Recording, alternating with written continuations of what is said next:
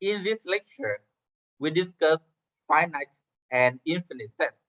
So it's basically about the principle of counting. So the principle of counting says the following. A set S is said to have n elements if there exists a bijection from the set onto the set of n first integers 1, 2, up to n. And in that case, n here equals the size of the set S, and it is denoted by this symbol. For example, the empty set is said to have 0 elements. That's why the size of the empty set is equal to 0.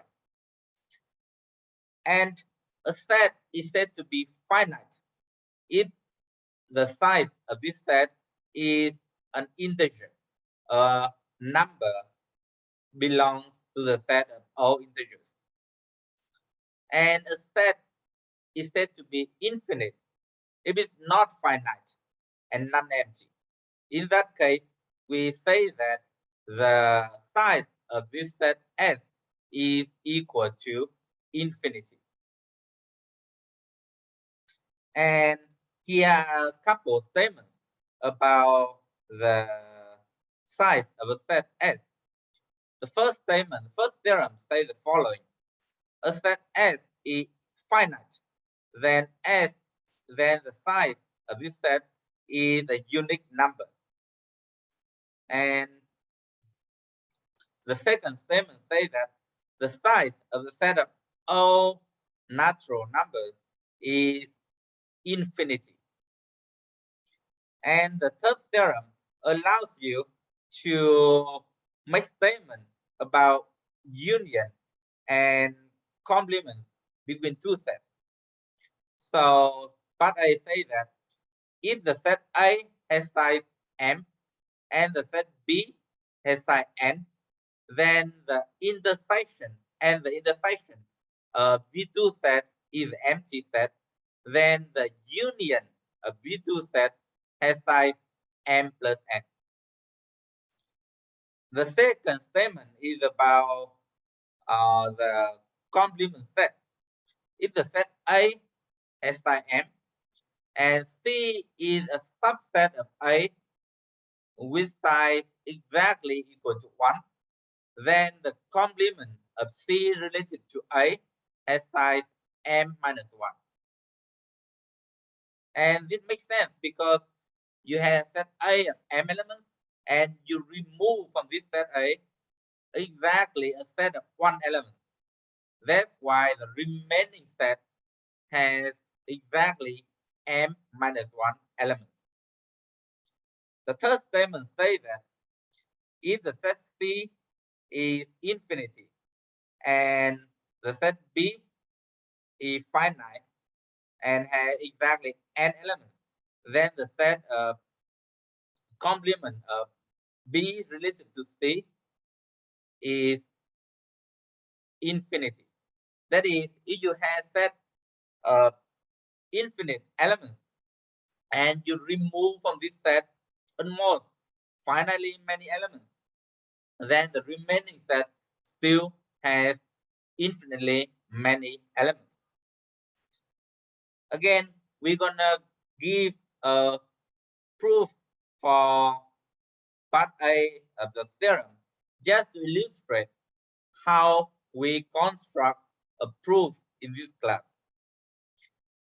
The set A here has m elements, so there is a bijection from the set A here to the set of m integers from 1 up to m. The set B has exactly n elements. It means there is a bijection from this set B to the set of n integers from 1 up to n. Now, if we want to count the number of elements in the union V2 set A and B, then we want to construct, establish a bijection, new bijection between this union and a subset of the set of integers. In this case, we're gonna establish a bijection between the union and the set of m plus n first integers. So that is a set from 1 to up to m plus n. So the proof gonna consist of 2 steps. In step 1, you construct the map in the following way. The map H here gonna be a function from the union of A and B to the set of first m plus n integers. And h of x here is defined equal to f of x if x is an element in A. So in this case, h of x here is a number between 1 and n because x is an element in A. Otherwise, h of x is going to be equal to gx plus m if x here is an element in B. So in this case, we have that m plus 1 going to be smaller than equal to h of x, and this going to be smaller than equal to m plus n. Because the value of g of x here is most n, so that's why the largest value of g of x plus m is m plus n. And the step 2 here is to show that this is a bijection. And following the proof here, we just go step by step through the definition of a bijection and how it fits the construction of the map that we did in step 1. And you can see more details in the note.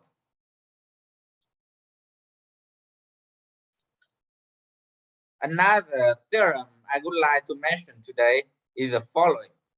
If you have a set T, which is a subset of the set S, then if the size of the set S is smaller than infinity, then the size of the set T is also smaller than infinity. And it certainly makes sense because T here is subset of S. On the other hand, if the size of the set T here equal to infinity, then the size of the set S is also equal to infinity. Again, S is the bigger set. That's why if T already has infinitely many elements, then S also has infinitely many elements. Now, a very important notion that we're going to see again and again in this class is about countability. So a set S is said to be denumerable, countably infinite, if there is a bijection of S onto the set of all natural numbers. So countable means finite or denumerable. And denumerable is infinite but countable. And the set is said to be uncountable otherwise. That is, a set is countable even only if there is a bijection from that set to a subset of the set of natural integers. And this subset can be the whole set of natural integers. And it is uncountable if there's no such bijection. So here are some examples. We consider the set S of all even positive integers. So this is a set of all 2n, with n is an integer. And the claim is that this set is denumerable. Why? The reason is we can construct a bijection from this set to a set of natural integers. And the bijection is defined in a very natural way. To n is mapped to n. And it's easy to show that this function is one-to-one and onto. That's why it is a bijection. It is noted that some sets that we already encountered in this class, a set these of all integers, the Cartesian product of n times s, or the set Q of all rational numbers, they are all denumerable. And here is the theorem about a union of countable sets. If each AM is a countable set, then the union of these sets is countable. So far, we've seen a lot of countable sets. So when do you have uncountable sets? Well, actually, there are quite many uncountable sets, and it is because of the following theorem, which is due to counter. If A is any set, then there's no suggestion of A onto the set of P of A. This is a set of all subsets of A. So we consider set A, and then we construct another set called P of A, and this is a set of all subsets of A. And the statement is that there's no bijection from A to P of A. And here, we're not going to give a proof of Cantor's theorem because it's beyond the scope of this class, but we can see some examples here. If A is a set of just two numbers, 1 and 2, then we can construct the set P of A as follows. So all the subsets of this set are the set of number 1, the set of number 2, the empty set, and the set of number 1 and 2. So the set of all subsets of A here has size 4, while A has size 2. So clearly there's no bijection from A to P of A. And still, similarly, you can consider the set of 3 integers and do the same thing. And a consequence of Cantor's theorem is that the set Pn, the set of all subsets of the set of natural integers, is uncountable. That is, we count all the subsets of the set of natural integers, and they're going to be uncountable. So that's it for today.